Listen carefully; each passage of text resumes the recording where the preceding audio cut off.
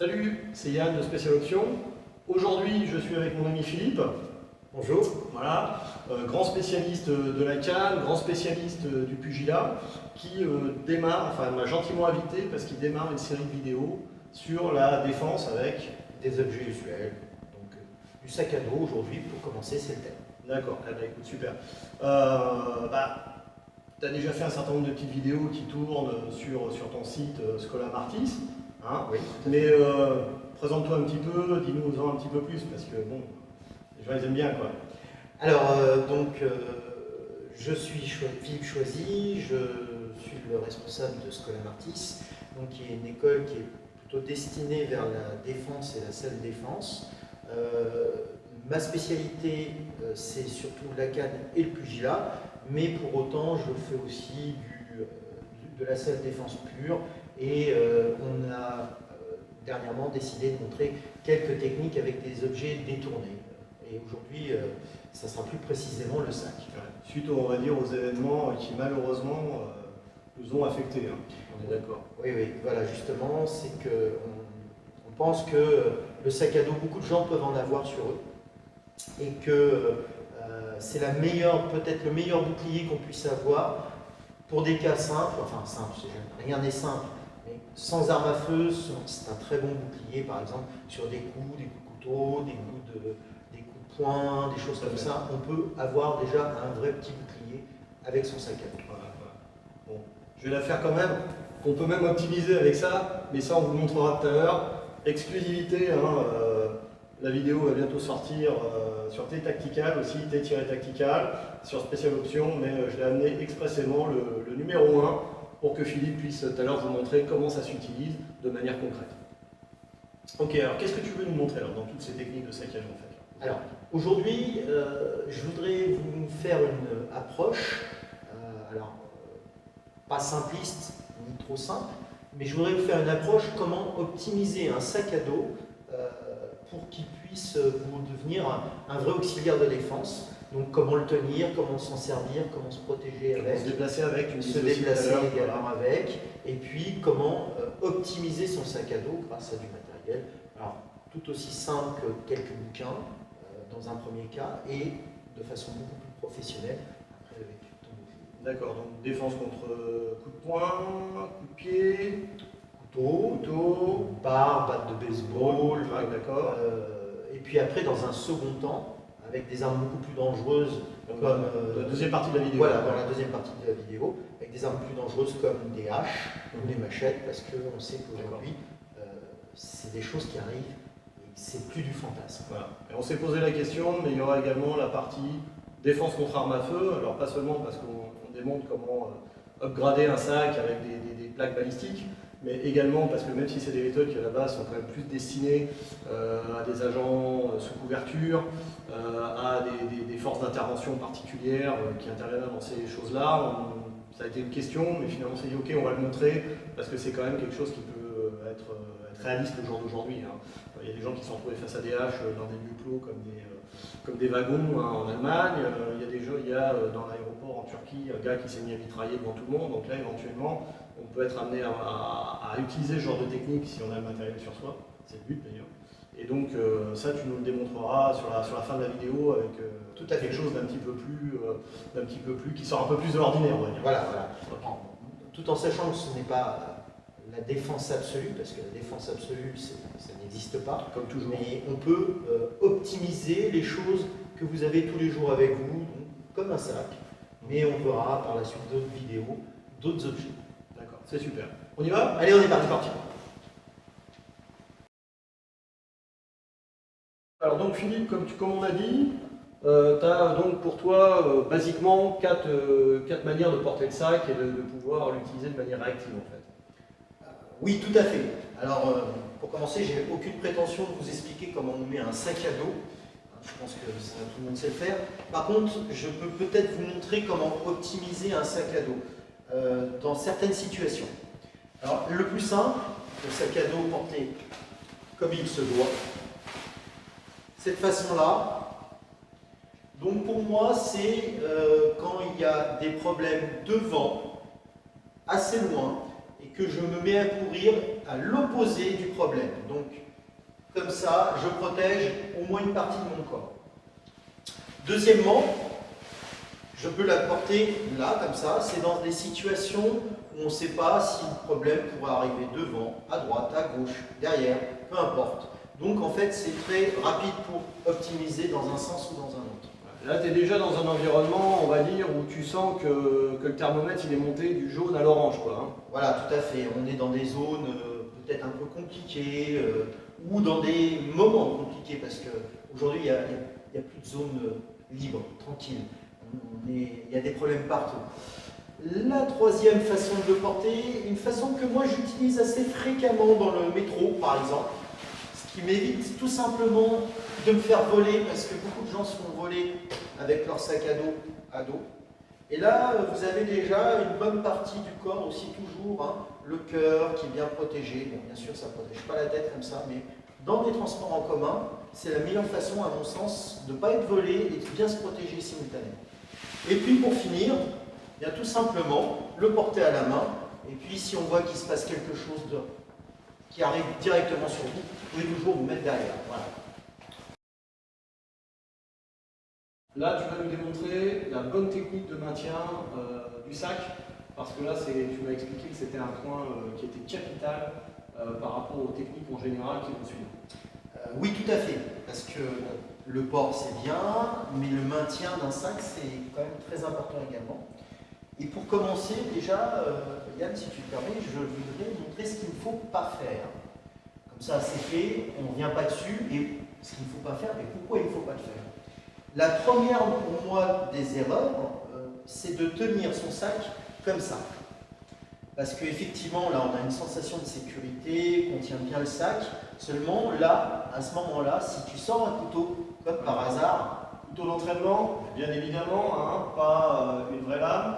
Et on le fait dans un environnement sécurisé, avec des gens qui ont quand même déjà un certain niveau pour éviter de se blesser stupidement. On le répétera jamais assez. Jamais. Voilà. Donc, comme vous voyez, là, effectivement, on peut se faire couper les doigts. Et transpercer.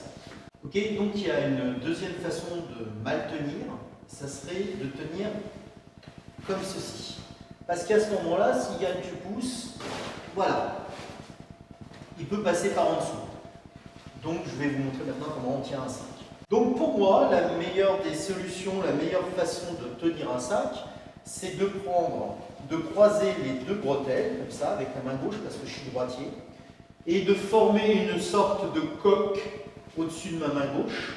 Ensuite, mon bras va venir en diagonale, et puis, avec ma main droite, je vais venir tenir comme ça. Et là, je suis fort. Philippe, tu nous as montré les 4 méthodes de port, hein, je dirais basiques. Oui. Il y a deux petites secondes, on a vu tout ce qui était technique de maintien du sac en mode bouclier, donc là on va encore monter d'un cran. Mais alors un truc que tu approfondis énormément en stage, et tu reviens beaucoup dans les stages que tu organises sur ces techniques de défense là, c'est, tu m'as dit, je veux absolument parler de la différence parade-esquive pour moi, surtout dans un environnement confiné comme celui-ci, là où on est à des distances très très courtes. Voilà. Oui, tout à fait. Justement, là, dans le cas de figure où nous nous trouvons, là, tout ce qui est esquive, qui à mon sens est bien mieux qu'une parade, hein, parce que esquiver c'est quand même techniquement plus sécurisant, on se met en dehors d'être touché par l'adversaire. Malheureusement, dans ce genre de situation-là, les esquives c'est quasiment impossible. Hein. Donc, ce que je voudrais vous montrer maintenant, c'est les 4 types de parades qu'on peut faire avec un sac, qui s'appliquent d'ailleurs tout aussi bien avec un sac, avec une canne, avec une matraque, et même à main nue. Maintenant, je vais vous montrer les 4 façons pour moi de parer. Donc, il y a la neutre, celle qui n'exprime rien. Il y a la poussée, il y a la traversée et il y a l'enroulé. Alors, tout au long de l'intérêt, on va commencer déjà par la neutre. Donc, moi, je me mets bien en diagonale et Yann, tu m'attaques.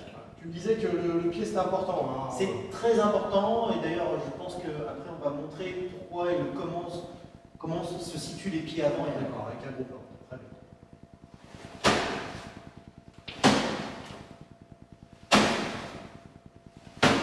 Ok, ça c'était la première parade, la neutre. Maintenant, il y a la parade poussée, ce qui permet, en règle générale, de déstabiliser un petit peu l'adversaire. C'est-à-dire qu'au lieu d'être attentiste, on va commencer à rentrer un peu plus dans le combat.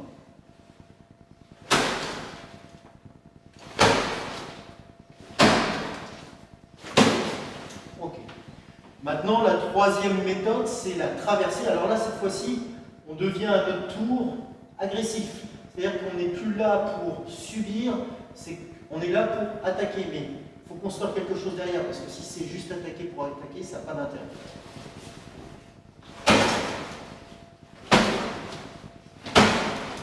Voilà. Ok. Et la dernière, qui est toujours la plus dure de toutes, qui est la plus technique, mais qui marche, qui arrive, ça arrive. Je le place de temps en temps, c'est l'enroulé. Alors, dans un premier temps, je vais vous le montrer doucement, puis après on va le faire à une vitesse un peu plus réelle. Donc l'enroulé, je viens par-dessus, je tourne, et je maintiens, et je pousse. De l'autre côté, c'est la même chose, je tourne, et je pousse. Un petit peu plus vite.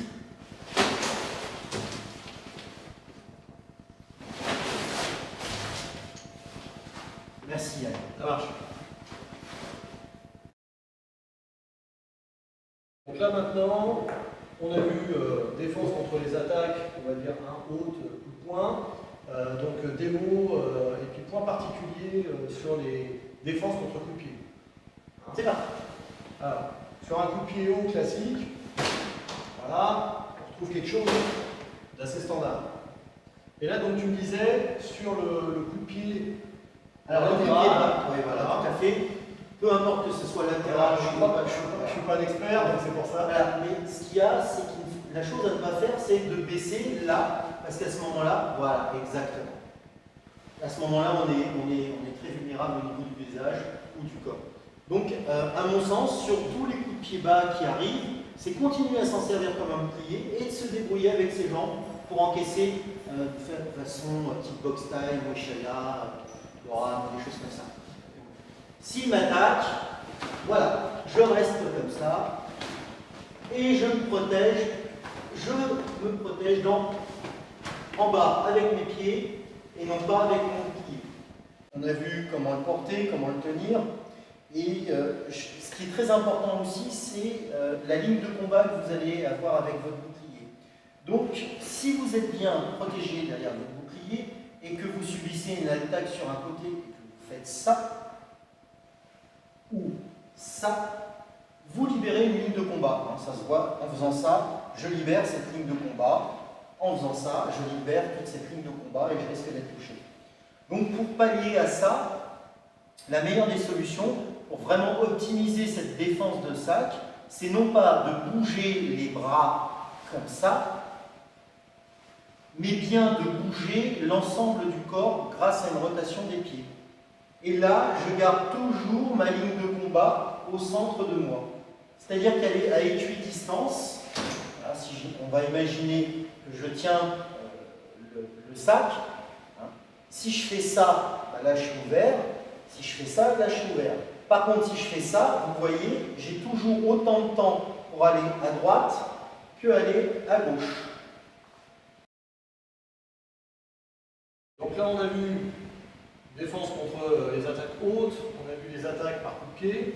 Donc là, on va monter encore en gamme et puis bientôt on va aller au summum. Donc là, on va à nouveau travailler avec le couteau. Donc là encore, comme on avait dit tout à l'heure, couteau d'entraînement.